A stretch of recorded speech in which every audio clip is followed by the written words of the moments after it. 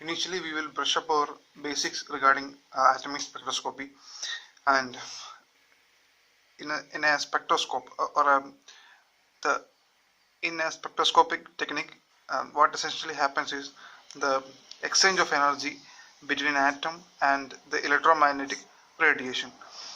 So an exchange of energy takes place between these two. So that exchange can be of two types. Okay, energy can be absorbed. The atom can absorb energy from the radiation field, and that will give to an absorption spectra. And in an absorption spectra, we will have the spectrum and dark lines representing the absence of the absorbed radiations. And so the absorption of energy will give rise to an absorption spectra, and energy can be added to the radiation field that will give the emission spectra. Okay, and the change in energy can be represented by E dash minus E double dash. The E dash is the total energy of the atom in higher state, and this is energy, total energy for lower state. And the change in energy can be represented as H nu. Nu is the frequency, and the photon energy and E is equal to H nu. Delta E is equal to H nu gives the photon energy absorbed or emitted. Now we can represent the different energy levels as this, and the transitions can take place from higher energy to lower energy levels, or this is the transition from higher energies to the first energy level, and likewise we can have transitions from higher energies to second energy level,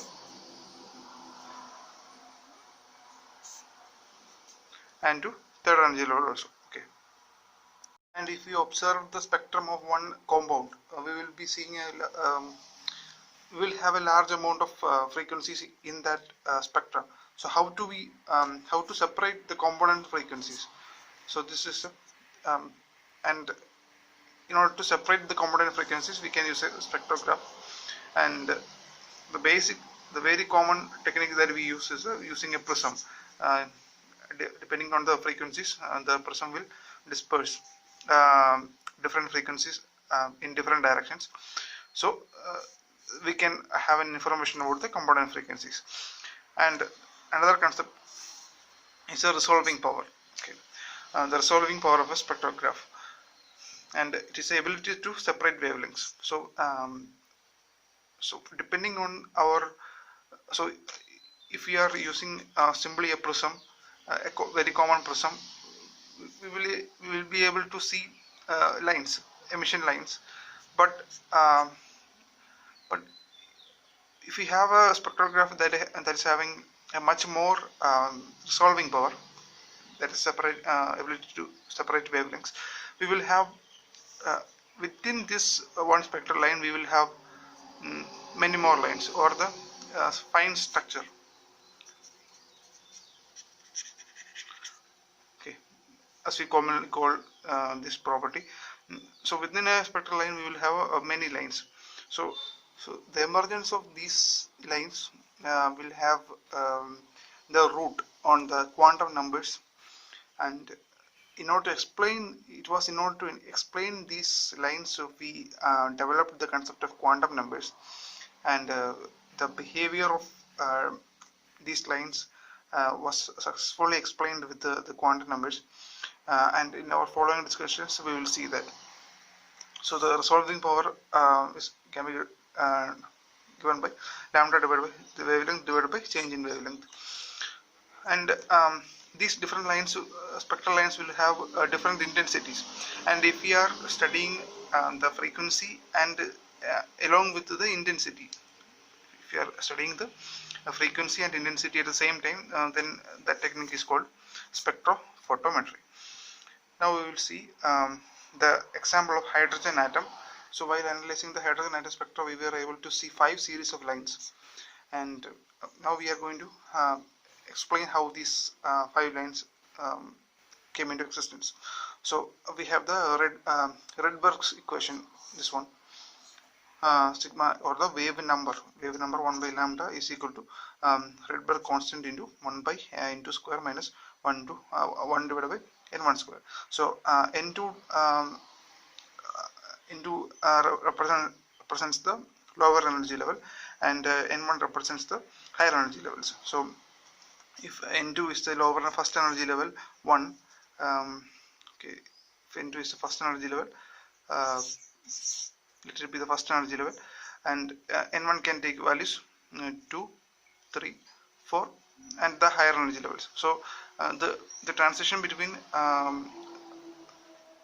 the first energy level and the higher energy levels can be represented as the Lyman series of lines, and if and the transition between the second level and the higher energy levels can be represented as Balmer lines, and likewise the transition to third level can be called Paschken series, and to fourth bracket series, and fifth Fund series. Here you can see the 5 series for hydrogen atom spectra, and as you can see, the Lyman spectra lies in the ultraviolet region, and the Balmer Paschken bracket, and they are, as you can see in this figure, they are in the visible region, near infrared, far infrared, and Fund will be in the far infrared region. And the limit to this series can be, as we have shown in the figure, can be obtained if the n1 value is a very large value, and if n1 is very large, we will get the wave number is equal to Rydberg constant by n2 square approximately, and there we can end the series. Okay, and how this n1 and n2 is chosen, or what essentially is this n1 and n2, we need to find out. It was first from the Bohr's concept of atom model. This n1 and n2 values was first observed. First, it was from the quantum mechanics, or the quantization of energy levels was used by Bohr to explain the atomic orbitals, and from that concept, at first these n1 and n2 values came to existence, and later it was found that this n1 and n2 can be the principal quantum number, and so in the later discussions we will see the origin of the principal quantum number from using Schrodinger equation. So now let's see the Bohr's concept, and so he considered one positive, for a hydrogen atom, a positive charged nucleus, and surrounded by an electron, and so since using the quantum concept, the orbital angular momentum is he postulated the orbital angular momentum is quantized. So the orbital angular momentum mvr is equal to the quantization in h cross divided by nh divided by 2 pi. The spectral change between energy levels can be represented as Rydberg constant into C divided by 1 by n2 squared minus 1 by n1 squared. Now this Bohr's theory was based on, as I have mentioned earlier, it was based on the quantization from the Planck's quantum theory, and usually using the orbital angular momentum from Newton's laws of motion.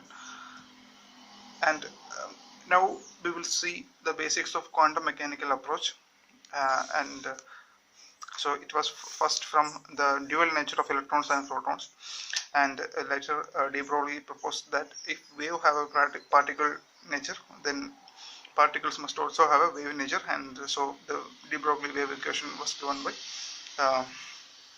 momentum is equal to h by lambda, and then the Heisenberg's uncertainty principle.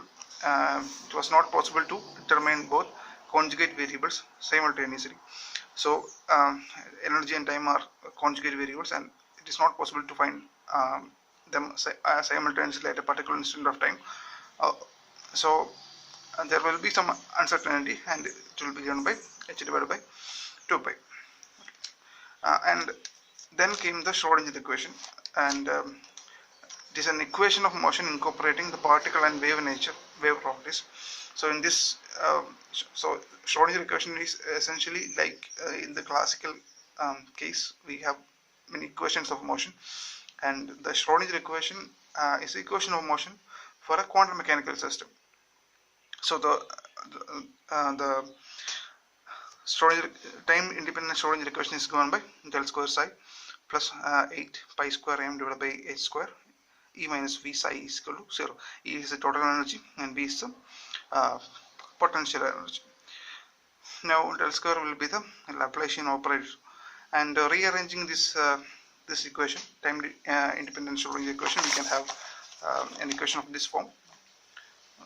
We have just rearranged the previous equation, and it will be given by minus h square divided by 8 pi square m del square plus V of psi is equal to E psi, and so this term is called the Hamiltonian operator. Okay. Now you are familiar with all these concepts. Now we will see the applicability of a Schrodinger equation in our case, in our spectroscopy. So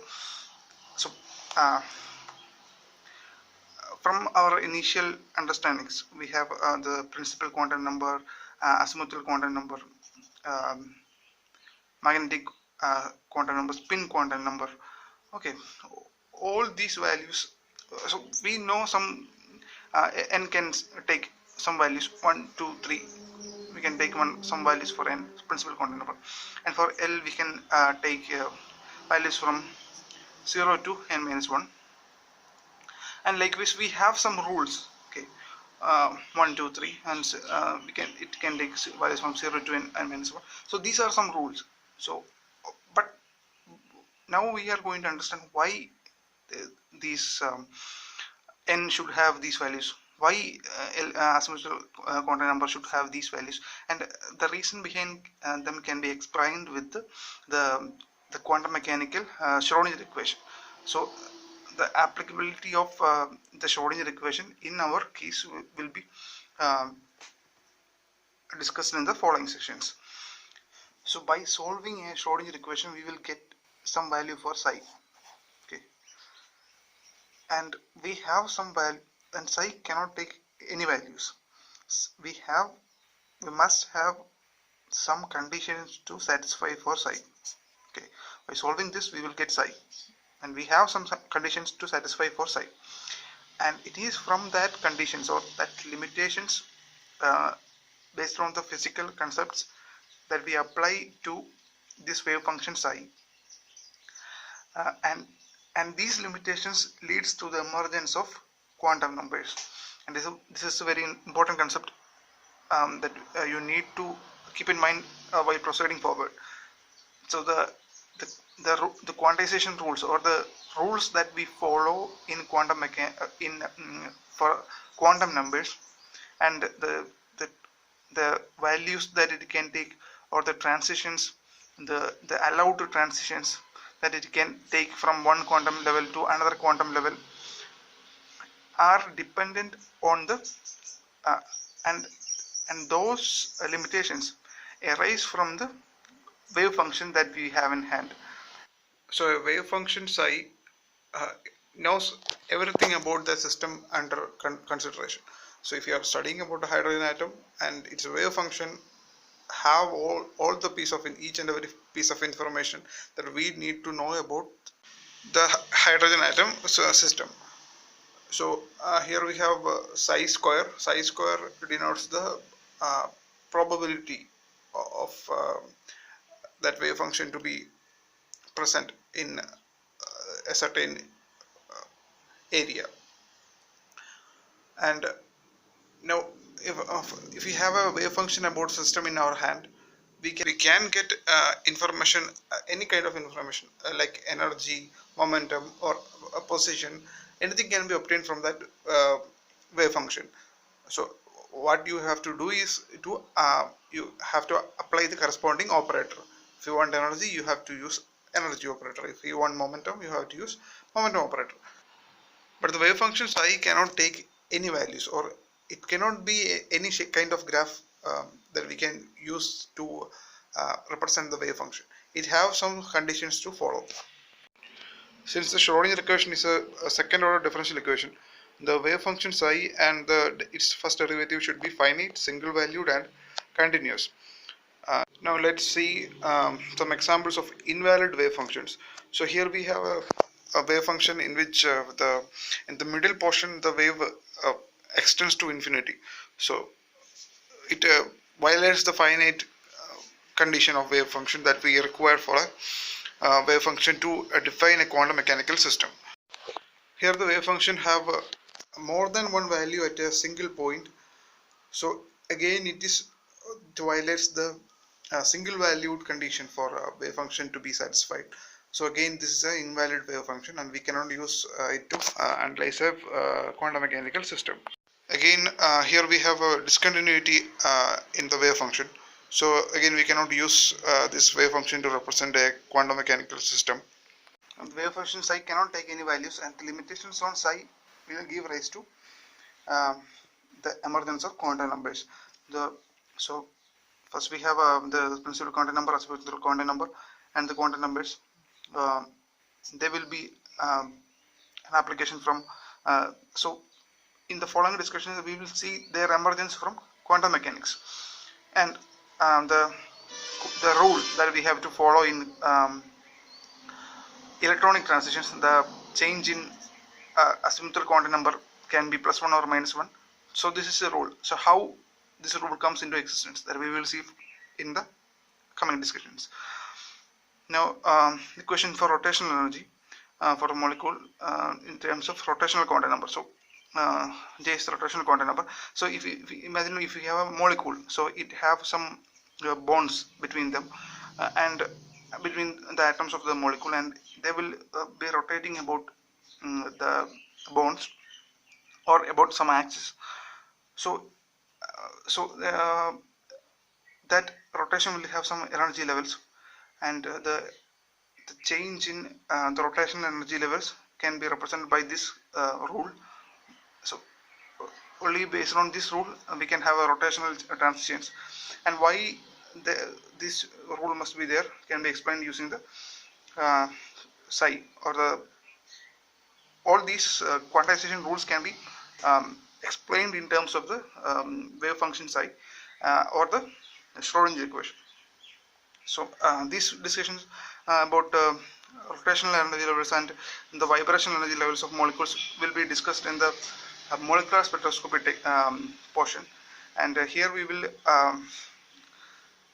limit our discussions into the atomic spectroscopy topics, and from the next class onwards we will see the mathematical interpretation for the emergence of quantum numbers from the Schrodinger equation.